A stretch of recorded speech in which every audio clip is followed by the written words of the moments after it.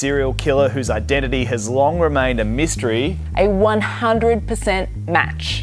For over 130 years, Jack the Ripper has haunted history. A name etched in blood across the alleys of Victorian London. But in 2025, a bombshell claim rocked the world. Experts say they've finally solved the case. DNA evidence, historical records, and forensic analysis point to one man, Aaron Kosminski, a troubled Polish barber with a shadowy past. But is this really the end of the mystery, or the beginning of a new controversy? In this video, we break down the shocking new findings, the critics fighting back, and why the answer may be more disturbing than the mystery itself. In the fall of 1888, the narrow alleys of Whitechapel, a grimy district in East London, became the stage for one of the most chilling slaying sprees in history. The victims were 5 women, all brutally slain in the dead of night. Their names: Mary Ann Nichols, Annie Chapman, Elizabeth Stride, Catherine Eddowes, and Mary Jane Kelly are now etched in infamy, known collectively as the Canonical Five. Each was mutilated with surgical precision, some with organs removed. Their deaths carrying the unmistakable signature of a slayer who wasn't just violent, but disturbingly calculated. Victorian London was already a place of great contrast. Towering wealth on one side, festering poverty on the other. And nowhere was this divide more brutal than in Whitechapel, where overcrowding, crime, disease, and desperation turned every corner into a survival test. In this landscape of broken cobblestones and flickering gas lamps, the slaying struck like a hammer. These were not crimes of opportunity. The precision, the escalating violence, and the geographic proximity of the slayers suggested something methodical. This wasn't a madman losing control. This was a predator perfecting a routine. The public and media reacted with sheer panic. The press, hungry for readers, amplified the horror. Newspapers splashed lurid headlines across front pages and gave the slayer a name that would become legend: Jack the Ripper. The name came from a series of taunting letters allegedly sent by the slayer himself to the police and newspapers. Some of these, like the infamous From Hell letter, arrived with gruesome tokens, such as a portion of a human kidney. The authenticity of the letters remains debated, but the psychological impact was immediate and massive. Fear gripped the city, and hysteria spread faster than fact. They were very good at scrambling the police. Hundreds of officers patrolled the streets. In their hauling, suspects had to face searching inquiries. Consulted were doctors, spun were theories, and circulated were sketches of a tall man in a top hat or some cloaked figure in the shadows. But nothing came of it. No one was arrested. No one was charged. Again by the front, after dozens of interviews, stakeouts, and frantic appeals for the media, the slayer slipped from the net. The Ripper not only slayed, but also sent the police into a frenzy of activity and excitement, mocked the public, and revealed to the rest of the world just how vulnerable the most powerful empire in the world was, right in the capital city. Even Queen Victoria expressed annoyance and urged the Home Secretary to expedite matters. Yet after the last slaying, Mary Jane Kelly, who was so terribly mutilated that even hardened officers were shaken, the slaying stopped abruptly. No more bodies, no more letters, just silence.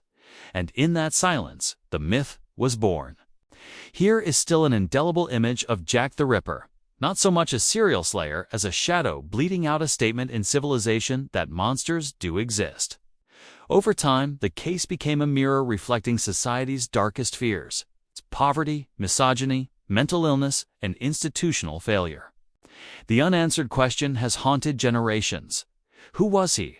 How did he disappear? Why couldn't the world's greatest empire catch him? Little did the public know, the police had quietly suspected someone all along. A man hiding in plain sight. But it would take more than a century and a single blood-stained artifact to bring his name back into the spotlight. If you were walking through Whitechapel in the late 1880s, it's entirely possible you passed Aaron Kosminski. He might have been standing quietly outside a barbershop, scissors in hand, blending seamlessly into the gray London mist.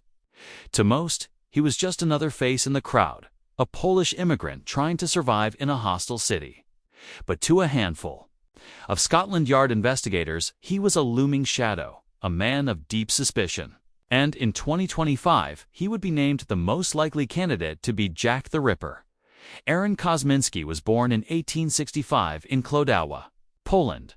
Like many Jews of his generation, he fled anti-Semitic violence and persecution in Eastern Europe.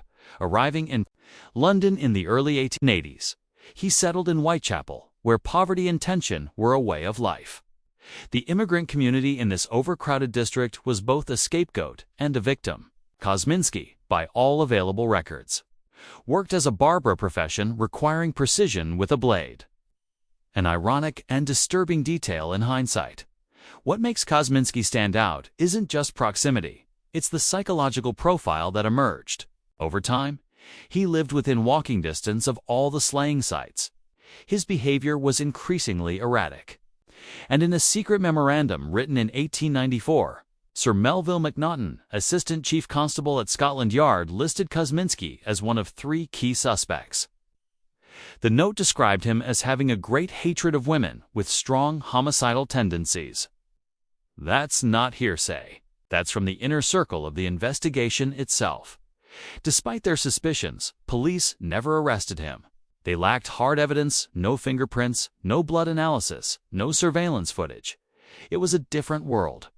Even though some officers reportedly identified Kosminski in a secret lineup, witness refused to testify, fearing it would place another Jew in danger during a time of rising anti-Semitic fervor. The case stagnated. Kosminski's mental condition deteriorated very rapidly over the next few years, and by 1891 he was locked up after having hallucinations of a violent nature and threatening his sister with a knife.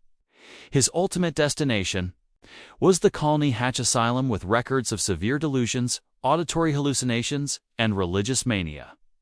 He stopped bathing, he spoke in fragmented thoughts, was never released, and died from gangrene in 1919 while still locked up. A tragic end, but was it also the quiet silencing of a serial slayer?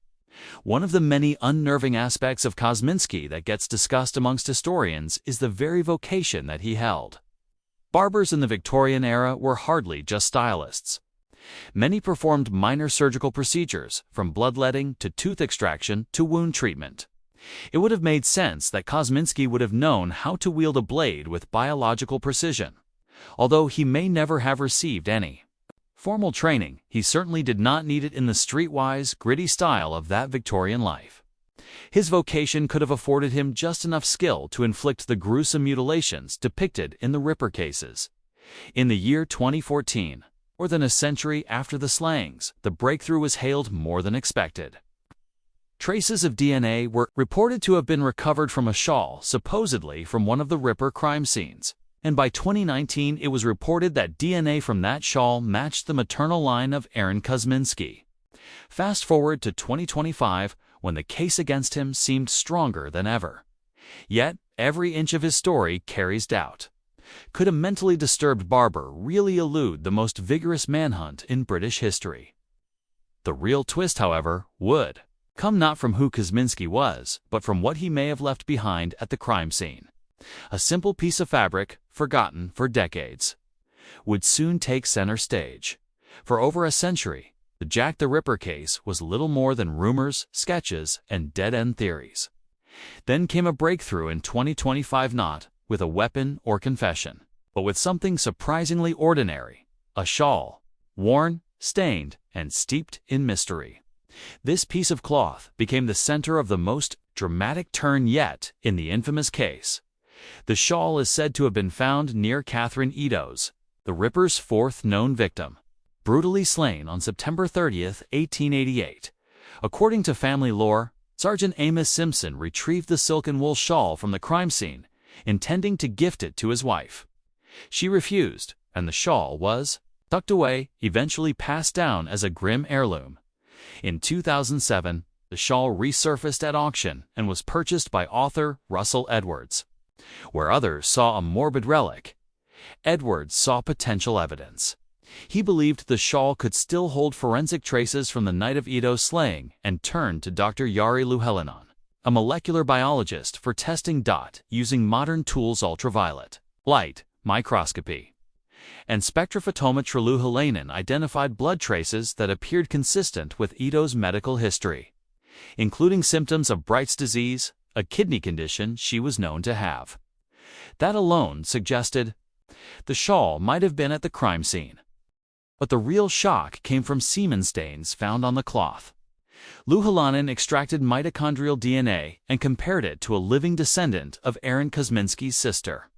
According to Edwards and Luhalainen, the match was exact, they declared. The shawl held the DNA of both victim and slayer, identifying Kosminski as Jack the Ripper in 2019. The results were published in the Journal of Forensic Sciences. By 2025, the case reignited globally. Edwards released Jack the Ripper, the definitive casebook, gave interviews and appeared on TV shows like Today Australia, proclaiming the mystery solved. Massive public uproar. Headlines screamed, Jack the Ripper identified, letting social media echo with excitement and disbelief. This was touted as a historic find by true crime enthusiasts. Scientists and skeptics had other opinions. The first red flag. Chain of custody. The shroud remained mysterious for the next 1888 years until the 21st century. No police record confirms its place in the scene of the crime. Is it safe for a sergeant to take blood-soaked clothing as an ornament in their private collection? One would think otherwise. Then came doubts about mitochondrial DNA itself.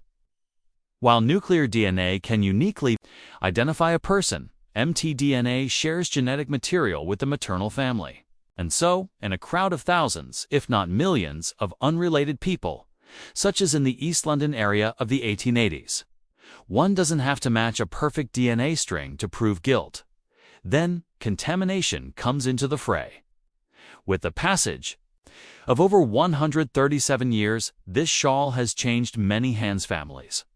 Auctioneers, historians, collectors, any of whom might have left behind some DNA residue. And still worse.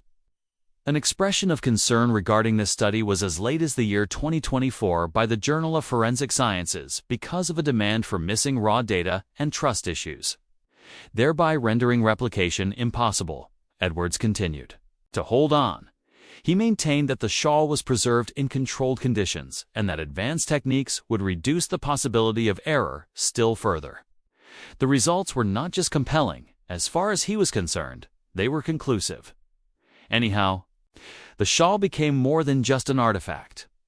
It has become a symbol, a tenuous link between the violent and brutal events of a Victorian past and the tools of modern science. It's brought us nearer to the answer, but also made the debate more profound. And the story is far from over.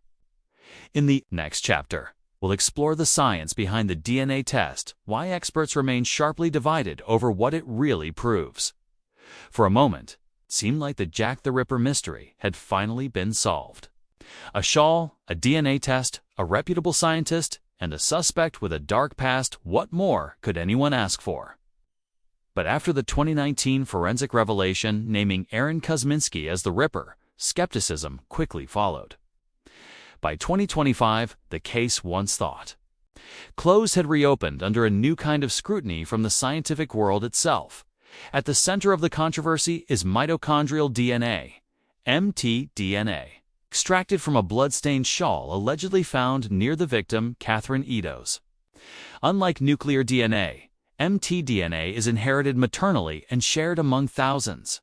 In the dense, immigrant-heavy population of the 1880s Whitechapel, that means the match to Kosminski only confirms that someone from his maternal line was present, not necessarily him. The shawl's provenance further weakens the case. It wasn't recorded in 1888 police files and remained in private hands for over a century, allegedly passed down through a police officer's family. No documentation proves it was ever at the crime scene. That lack of forensic chain of custody casts serious doubt on its credibility. Renowned geneticists raised alarms. Dr. Turi King, famous for identifying Richard III's remains, called the shawl's origins anecdotal and emphasized that without a verified chain of custody or contamination controls, the findings are compromised.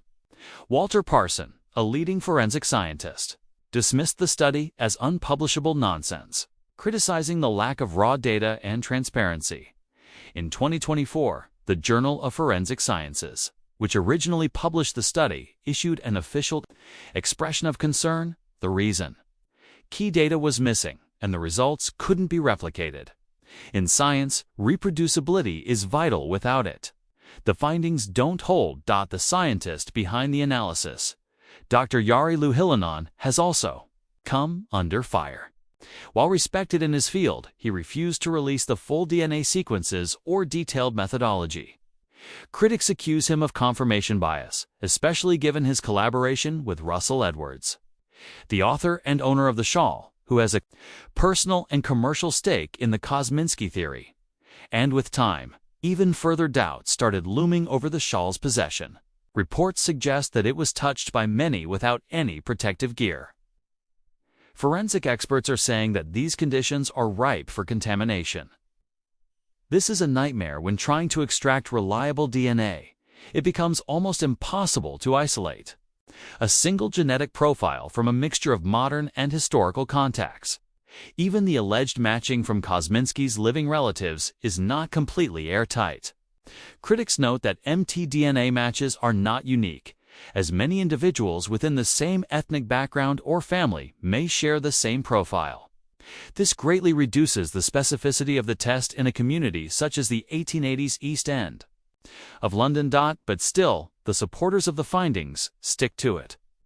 Edwards insists that the case is solved, and Louhilainen claims the methods were verifiable and very modern. They argue that when combined with historical records and psychological profiling, DNA creates a compelling argument. Public opinion is vastly polarized. Some regard the shawl as the answer to the mystery.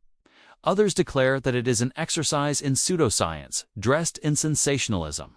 Even high-profile outlets such as Forbes, New Scientist, and Science published harsh rebuttals against it.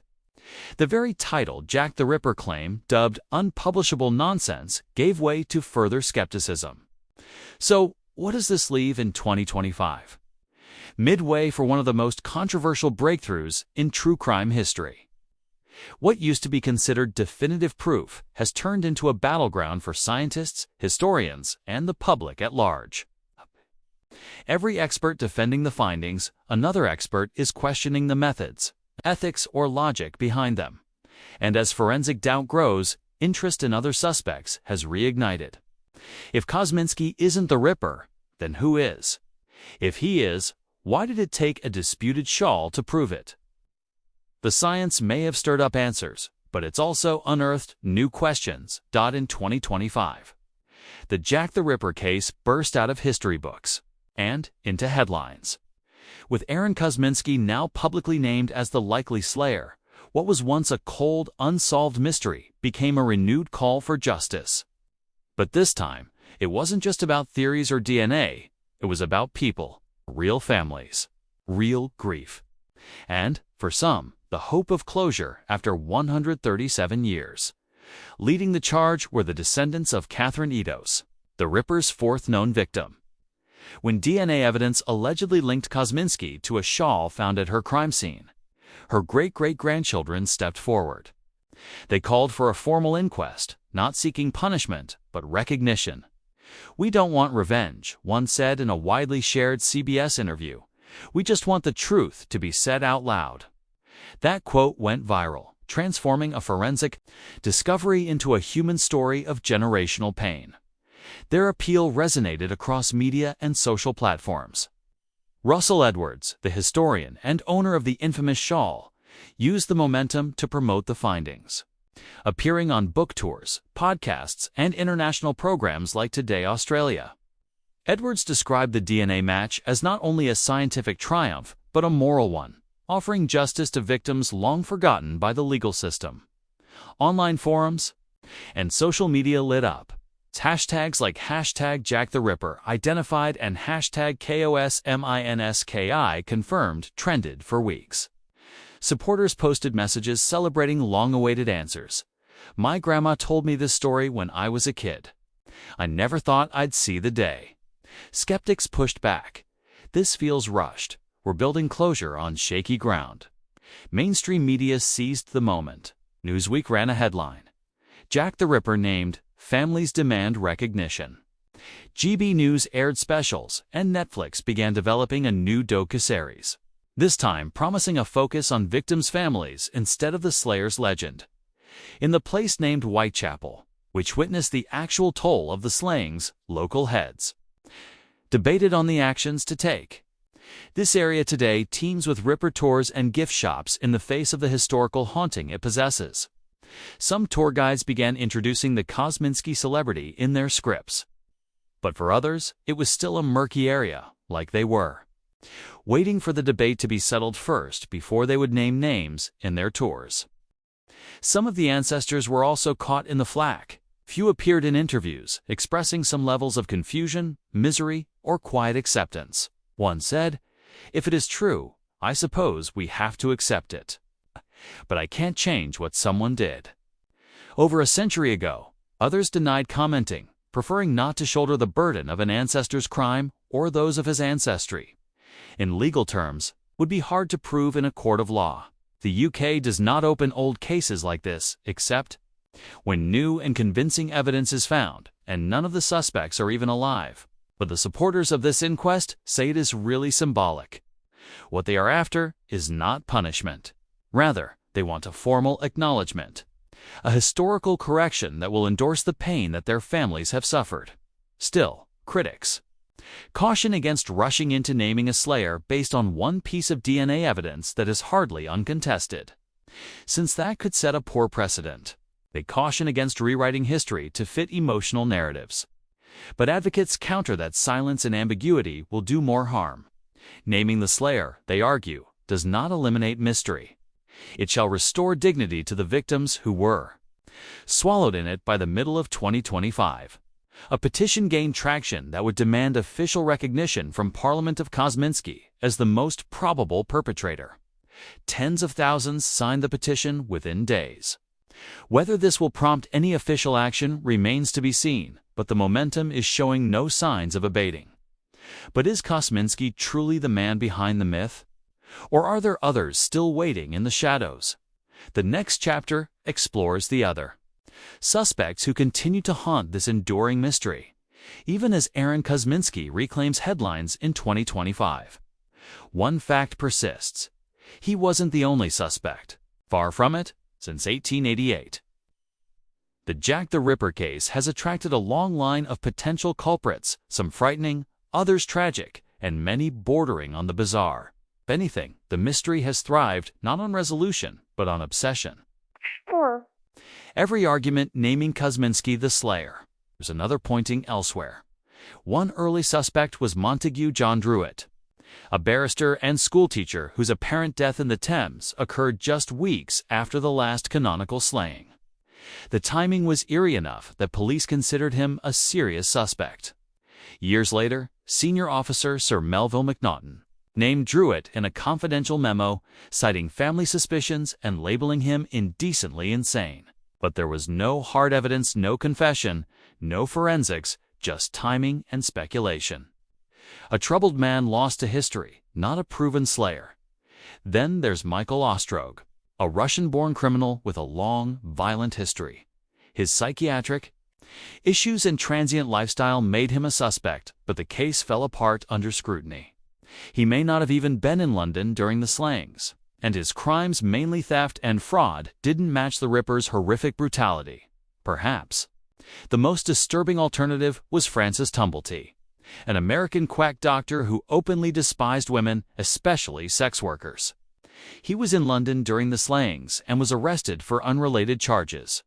His known collection of preserved uteruses adds a chilling layer, one that echoes the Ripper's gruesome organ removals. Tumblety fled to the U.S. soon after his arrest, prompting speculation that his escape wasn't coincidental. Yet, like the others, no conclusive evidence linked him to the crimes.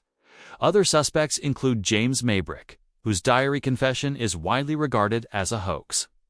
Walter Sickert, the eccentric artist singled out by author Patricia Cornwell. And Prince Albert Victor, the Queen's grandson, who sits at the center of elaborate royal conspiracy theories. All have had their moment in the spotlight. and all remain unproven. The DNA evidence is what makes Kosminski stand out in 2025. No other suspect has that. Coupled with his known mental illness, institutionalization, and proximity to the crime scenes, he makes the most solvable figure. But experts warn that this opens itself to confirmation bias, the tendency to make evidence fit a preferred narrative rather than question the evidence. Once the theory seems complete, it is easy to stop asking whether it is really so. Another layer of complication. Some of the Ripper slayings may have been committed by different slayers.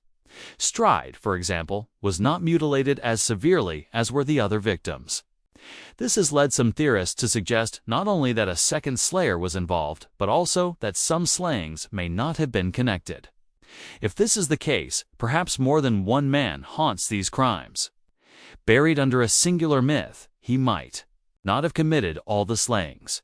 Even by present estimates, ripperologists remain sharply split. Some hail the 2025 disclosures as the trump card to end all trump cards. Others are still skeptical, sensing a trend toward shaping the suspects to fit a narrative instead of discovering newer facts. A third viewpoint maintains that we will never truly know the truth anyway. If it was ever there to begin with, it is probably gone forever now, lost in tampered and compromised, outdated records, and mythologized history. In the end, the various candidates marketed here to it, Tumblety, Ostrog, and others, are not names in an archive. They stand for the fears, biases, and uncertainties of their day, as well as our own. They are shadows at the periphery of a mystery that refuses to die. So if the DNA is disputed, and no other suspect holds, where does that leave us? The world debates Jack the Ripper's identity in an age of hyperconnectivity and skepticism. The final question becomes, what does it mean if we've named him, and what if we haven't? Despite headlines, DNA analysis, and confident declarations, one question remains: what if they're wrong? What if Aaron Kosminski wasn't Jack the Ripper? In 2025, many claim the case is finally closed. But beneath that certainty lies doubt among scientists, historians, and the public. Because solving a mystery this iconic after nearly 140 years isn't just a historical act. It carries deep cultural and human consequences if proven wrong. The case against Kosminski hinges on one item: a shawl allegedly found at the scene of Catherine Eddowes' slaying. Mitochondrial DNA on the fabric was matched to a living relative of Kosminski's. But this evidence has serious issues. For starters, the shawl's origins are murky. It was never officially logged by police in 1888. Its connection to the crime is based more on family legend than forensic record. If it wasn't really at the crime scene nor was contaminated, then the entire case falls apart. Even the science behind DNA isn't airtight. Mitochondrial DNA isn't unique like a fingerprint. It simply links individuals through maternal ancestry. In 19th century Whitechapel, many people might have shared similar markers. So while it might sound definitive to the public, in scientific or legal terms, the match is far from conclusive. And it only ties Kosminski to one victim, Eddowes, the other for canonical victims Mary Ann Nichols, Annie Chapman, Elizabeth Stride, and Mary Jane Kelly have no direct forensic link to him. The assumption that all 5 slayings were committed by one person is still debated. Some experts argue that differences in timing, method, and escalation suggest multiple slayers. If so, Kosminski might not even be guilty of that one. Misidentifying the Ripper isn't just an academic mistake, raises serious ethical concerns. Kosminski was mentally ill and institutionalized. Branding him a serial slayer without indisputable evidence risks vilifying someone who may have simply been vulnerable, not violent. It's a dangerous precedent, one where history condemns the defenseless. The descendants of Kosminski and the victims have themselves preferred to speak out for closure or a verdict. If the conclusion turns out to be erroneous, the pain becomes an innocent ingredient of collateral damage. Closure obtained precariously cannot be true closure. It is weak and most probably flawed. There is also a larger cultural risk. Jack the Ripper is not merely a historic personage. Rather, he is a myth. a reflection of fears, prejudices, and societal shortcomings. Resolving the mystery changes that narrative. If the resolution is incorrect, public confidence takes a hit in forensic science, historical research, and truth-seeking itself. It means that evidence can be twisted and conclusions rushed just to satisfy curiosity. Russell Edwards, the main proponent of the Kosminski theory, now faces the risk of a considerable hit to his credibility if it collapses. His drive and belief are obvious, but that misguides passion without peer-reviewed rigor, especially in the rewriting of history. That is a warning tale about the dangers of premature certainty. The crucial question then arises: do we really need an answer? Part of the eternal power of the Ripper lies with his anonymity. Giving him a name does not erase the poverty, the fear, the misogyny, and the neglect that allowed him to operate. It brings no justice to the women slain or healing to their communities. It simply imposes a false resolution upon us. History is not pristine, nor does it conform to convenience. It resists ideal endpoints, and when we impose one, we tend to distort the truth. So what if they are wrong? Then it will remain just that: a shadow stretching from Victorian streets to modern headlines. The mystery of Jack the Ripper has always been about more than just identity. It's about fear, obsession, and the dark side of human nature. Was Aaron Kosminski truly the man behind the mask? Let us know what you believe in the comments. Do you think the mystery is finally solved? Are we still chasing shadows? Don't forget to like, subscribe, and watch our next video for more chilling mysteries, twisted histories, and truth hiding in plain sight. Asterisk.